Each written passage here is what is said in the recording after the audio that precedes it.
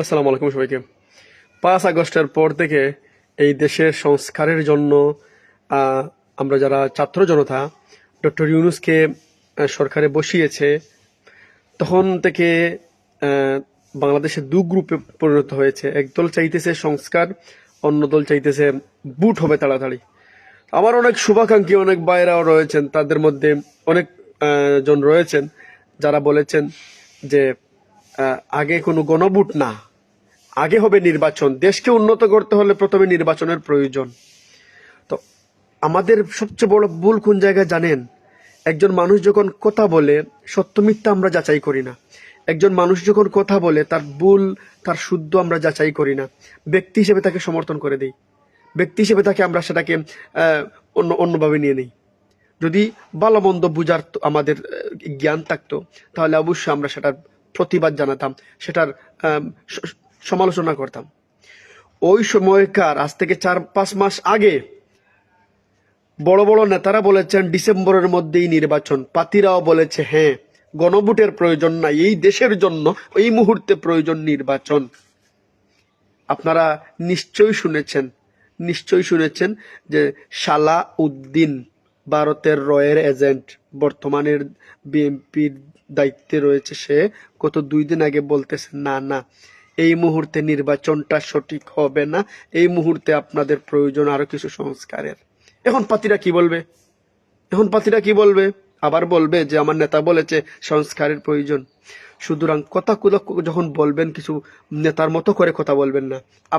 আপনারা আল্লাহ তাআলা জ্ঞান দিয়েছেন, আপনাকে আল্লাহ তাআলা সুবুদ্ধি দিয়েছেন, এটাকে সঠিক কাজে লাগান।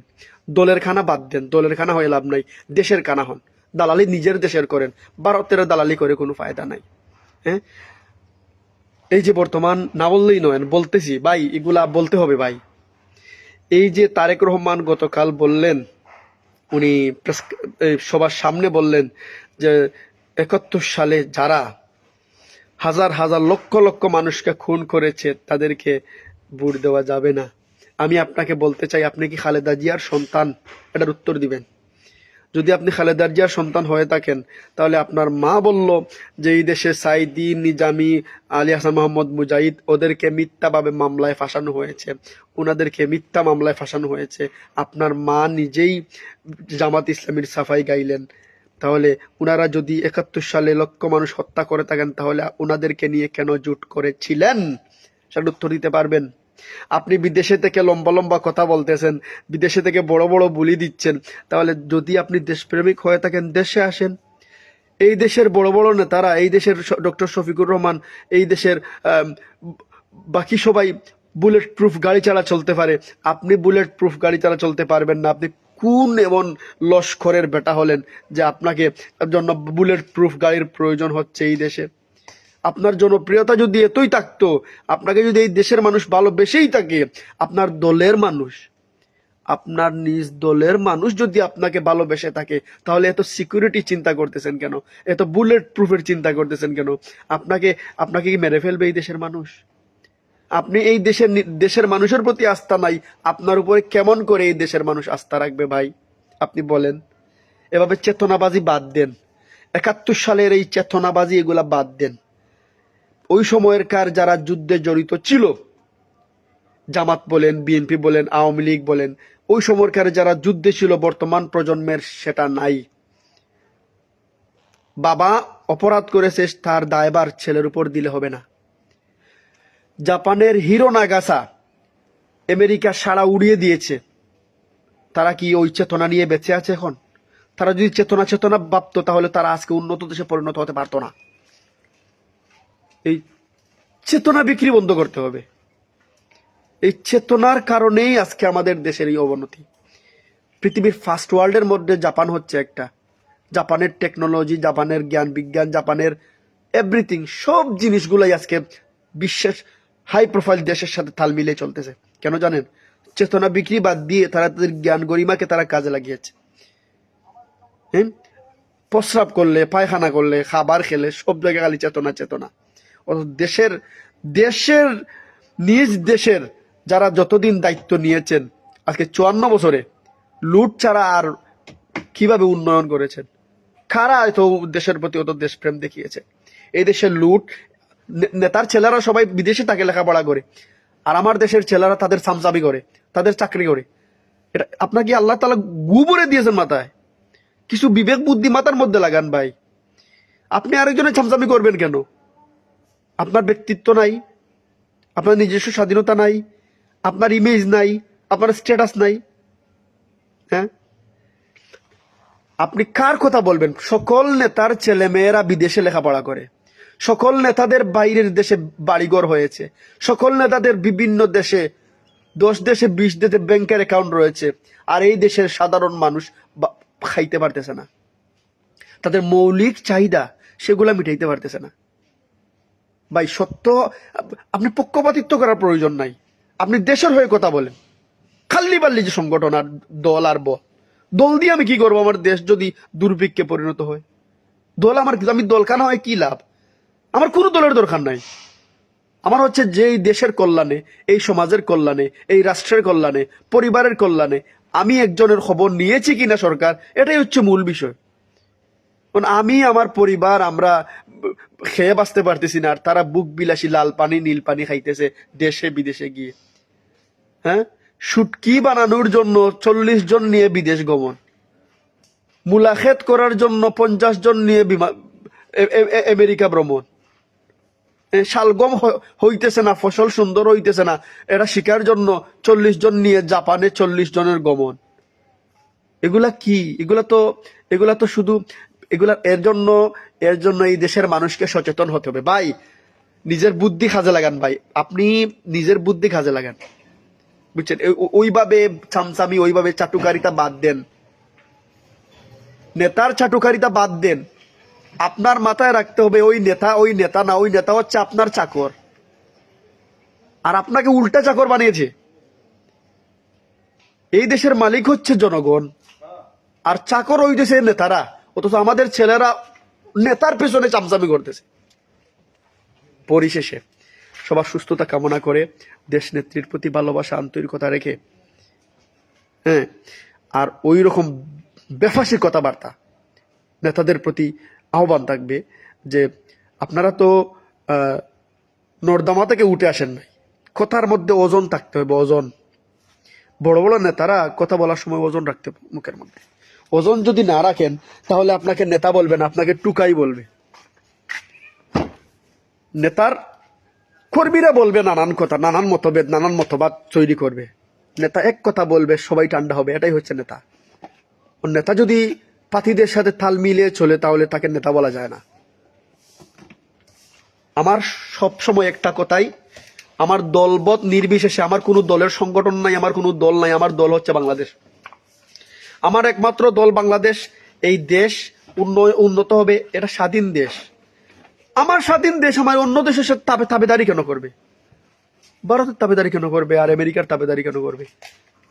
হ্যাঁ, আর এই দেশ কেন তালেবান বানানো হবে, কেন ভারত বানানো হবে, কেন আমেরিকা বানানো হবে? এই দেশ তার নিজস্ব গতিতে একটি উন্নত দেশে পরিণত হবে। সারা পৃথিবীর মধ্যে আমি অনেক দেশে ভ্রমণ করেছি, সারা পৃথিবীর মধ্যে যদি নিয়ামত চালার কোনো দেশ থাকে সেটা হচ্ছে বাংলাদেশ। এই দেশ আকাশে বলেন, মাটিতে বলেন, মাটির নিচে বলেন, পানির উপরে বলেন, পানির নিচে বলেন, সব জায়গায় আল্লাহর নিয়ামত রয়েছে। শুধু একটা বেমার, একটা ব্যাধি, সেটা হচ্ছে দুর্নীতি। এই দুর্নীতির জন্য একজন ভালো ডাক্তারের প্রয়োজন, আর সেই ডাক্তার হচ্ছে আপনার এই এটা দিয়ে যাকে দিবেন বুট, সে হচ্ছে আপনার ওই রোগের চিকিৎসক। আপনি যাকে বুট দিবেন সে কি নামাজি, সে কি পরহেজগার, সে কি দিনদার, সে কি ভালো মানুষ, সে কি সমাজের পক্ষে না বিপক্ষে, না ভারতের তাবেদারি করে, না আমেরিকার তাবেদারি করে, এগুলা দেখতে হবে। আমি ভাই কোনো দলের কথা বলতেছি না, আমি কোনো দল বল কিছু মানি না। আমি মানি এই দেশকে, আমরা এই দেশের জনগণ চাকর নির্ধারণ করবে। এই দেশের জনগণ চাকর নির্ধারণ করবে, আর চাকরদেরকে এই দেশের জনগণ যেভাবে বলবে ওইভাবে দেশ চালাবে। আমরা তাদের চামচামি কেন করব? আপনি চিন্তা করেন 54 বছরে কোন নেতার বিদেশে বাড়ি নেই? কোন নেতার বিদেশে ছেলে মেয়ে লেখাপড়া করতেছে না? কোন নেতার বউ ভিক্ষা করতেছে, না খেয়ে মরতেছে? সবার 2টা 3টা স্বামী নিয়ে ঘুরতেছে। পরিশেষে দেশের প্রতি ভালোবাসা সবার প্রয়োজন। নেতা বলল একটা কথা, ওইটাই মানতে হবে এরকম কিছু নয়। আমার বিবেক বুদ্ধি সঠিক কাজে না ও সরি ভুলে গেছি তোমার বলছো না এটা তো নিজের বুদ্ধি বিবেককে সঠিক কাজে লাগাতে হবে। এটাই হচ্ছে আমাদের মূল বিষয়। ঠিক আছে, মানুষ আগের মতো এরকম না যে বিদেশ থেকে চিঠি আসলো আর চেয়ারম্যানের কাছে নিয়ে বললেন ভাই চিঠিটা পড়ে দেন, আমার ছেলে চিঠি পাঠিয়েছে, এরকম না। এখন বাংলাদেশের প্রত্যেকটি ঘরে ঘরে ঘরে ঘরে শিক্ষিতের অভাব নাই, শিক্ষিত মানুষের অভাব নাই। মানুষ এখন সচেতন হয়েছে, সবগুলো জানতে পেরেছে। হ্যাঁ, কে ভুল বলতেছে কে রং বলতেছে আমরা এখন বুঝতে পারি। সুতরাং দলখানা না হয়ে নিজের দেখেন, অনেক সময় বলে জামাত নাকি জান্নাতের টিকিট বিক্রি করে। এর একটা প্রুফ দিতে পারবে না। যদি এর একটা প্রুফ দিতে পারে আমি ত্যাগ করব। আরেকটা কথা বলি, আল্লাহ তাআলা বলছেন ওমাইয়া আমাল মিসকাল যাররাতিন খাইরান ইয়ারা ওমাইয়া আমাল মিসকাল যাররাতিন শাররান ইয়ারা। এই কথাটা মাথায় রাখেন যে আপনার সরিষা পরিমাণ যদি কোনো পণ্য থেকে থাকে, আপনি ভালো কাজ করে থাকেন, সেটার প্রতিদান আল্লাহ তাআলা জান্নাতে দিবেন। এটাই হচ্ছে জান্নাত। এই কথাই বলা হয়েছে। আপনি যদি সরিষা পরিমাণ কোনো বাদ কাজ করেন, সেটারও জবাবদিহিতা করতে হবে। আপনার ভোট, আপনার এই আমানত, আপনি যাকে দিবেন সে সমাজের জন্য সে দুর্নীতিবাজ কিনা, সে ভালো মানুষ না মন্দ মানুষ, সে কোন লাইনের মানুষ, এই জিনিসগুলা জাস্টিফাই করে আপনার ভোট আপনি দিতে হবে। নেতার বড় কম্বল দেখে তার পিছনে দৌড়ানোর প্রয়োজন নাই। আপনি যাকে দিবেন তাকে জাস্টিফাই করেন। ভালো মানুষ বলে চিন্তা করবেন না। আপনি যাকে ভোট দিবেন তাকে প্রশ্ন করেন আপনি কি চাঁদাবাজির সাথে যুক্ত আছেন কিনা। আপনার স্ট্যাটাস চাই, আপনার ডিটেলস চাই, আমরা আপনার ইতিহাস চাই। আপনার বাড়িতে নেতা আসবে, আসার পরে প্রশ্ন করবেন যে ভাই আপনার ইনকাম সোর্স কি, আপনি কি ওই 100 কোটি টাকা দিয়ে নমিনেশন কিনেছেন 1000 কোটি টাকা বিক্রি করবেন? হ্যাঁ, সুতরাং আমি দলের প্রতি বলতেছি না, আমি বলতেছি এই দেশে সকল রাজনৈতিক দলের যাকে আপনি পছন্দ তাকে ভোট দেন, তবে আপনার ভোট আপনি যাকে দিবেন সে যেন সঠিক ব্যক্তি হয়, দলখানা নয়, সঠিক ব্যক্তি যেন হয়। এই প্রত্যাশায় আমাকে বিদায় নিচ্ছি আমি ইসাক। তার পূর্বে আমাকে অনেকে কমেন্ট করেছেন শরীফ ভাই আমার খুব মায়ার মানুষ, আলহামদুলিল্লাহ ভালো আছি। শাহাবুদ্দিন শিহাব আলহামদুলিল্লাহ ভালো আছি।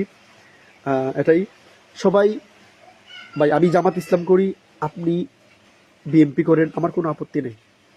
আপনি তাকে ভোট দেন যে আপনার জন্য কল্যাণকর, আপনি তাকেই ভোট দেন যে আপনার জন্য, আপনার পরিবারের জন্য, সমাজের জন্য, রাষ্ট্রের জন্য কল্যাণকর। আপনি সেই ব্যক্তিকে আপনি নির্বাচিত করুন যার আয়ের উৎস রয়েছে, যার ইনকাম সোর্স রয়েছে, যার মধ্যে চাঁদাবাজি নাই, যার মধ্যে দুর্নীতি নাই, যে নিজ দেশকে ভালোবাসে, এরকম একজন মানুষকে আপনি সিলেক্ট করুন। নামাজি, পরহেজগার, মেধাবী, জ্ঞান সম্পন্ন, কথা বলতে পারে দেশ এবং বিদেশের সাথে। আপনাকে মাল্টিন্যাশনাল প্লেয়ার হতে হবে, আপনাকে। এই প্রত্যাশায় বিদায় নিচ্ছি। ভালো থাকবেন। আসসালামু আলাইকুম।